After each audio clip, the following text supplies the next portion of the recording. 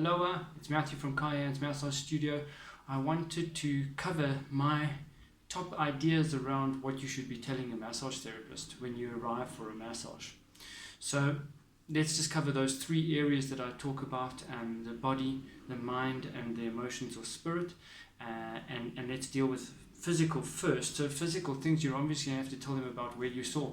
What kind of sore is it? Is it a constant sore? Is it a really sore sore? Is it something that you've been taking medication for? What have you been doing about it?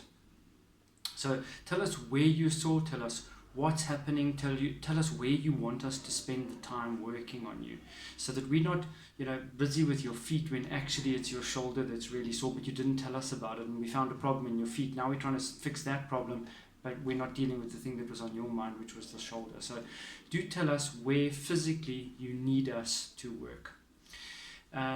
Other things that you need to tell us is things that you've been doing. So if you've been climbing a mountain, or you've gone on a 140k bike ride across a mountain top, you need to tell us what your physical activity has been like. If you've been doing very little, but yet you've been sitting behind an office and you've been working for hours and hours, and during that time of working, what you've been doing is stressing, then we need to know that, because keeping the body in a static position lengthens and shortens certain muscles, but also puts a tremendous load on the neck and shoulders. So we need to know where to prioritize that time. In terms of the thinking disposition, if you're thinking, when you think about yourself, if you're very critical about yourself, that will have a different effect on muscle structure. So different muscles tighten when you're being critical towards yourself. If you were to think about if we were in an acting class and the instructor told us to show her or him, show them what being punished or chastised verbally would be like. We'd take up a certain physical position. Our bodies would change their shape. We would change them to reflect our state of mind, our state of well-being. And it's that the opposite of that is when you are sitting in the workplace and you are experiencing a lot of pain or pressure or stress because of the workload. Your body will take up a particular position. It's a normal thing. It's a consequence of your thinking patterns. But that tightens muscles, which we need to work on. So telling us about your disposition, your state of mind. Are you critical of yourself? Are you very hard on yourself? Or perhaps you're in autopilot. You're just like, I'm sorry, I don't have the energy to deal with this stuff. I couldn't be bothered. I'm just coasting through. And that has a different effect on the body. So let us know where you are at in your thinking, so that we know how to address it. And that also changes the manner in which we massage you.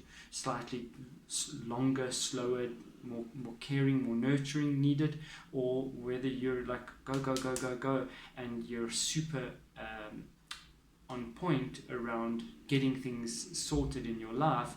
You don't want to be receiving a long soaking massage. What you're actually going to want is you're going to want a harder, more focused massage that gets straight to the problem, find the problem, fix the problem, move on. The last one is your emotional well-being. The more emotional you are, and it could be that you have a deep emotional need to purge those emotions out of your body. That needs to be massaged. We need to know about that in the massage so that we can create the space for you to allow that to happen. And that can happen in a variety of ways. You could sleep. You could just simply, the therapist puts hands on body and you just go to sleep, and you spend the next hour, 90 minutes or 2 hours just sleeping, and that's fine. That's what your body needs. Sometimes though, you might need to purge verbally. You might need to actually speak out what is troubling you emotionally. And sometimes you just need to let it out of your body. Sometimes you just need to lie there and sob or cry or just breathe and just be for that massage.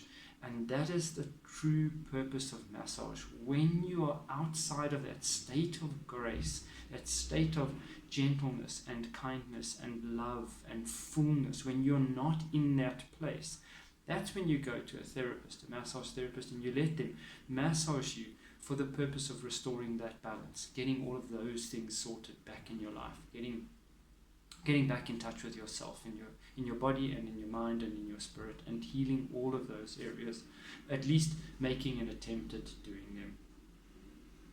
So those are the three things that I would really urge you when next you book a massage. Tell the therapist that's where you're at, in your body, in your mind, and in your spirit, in your emotions and your emotional well-being, so that they can adjust whatever is happening in the massage to deal with those things.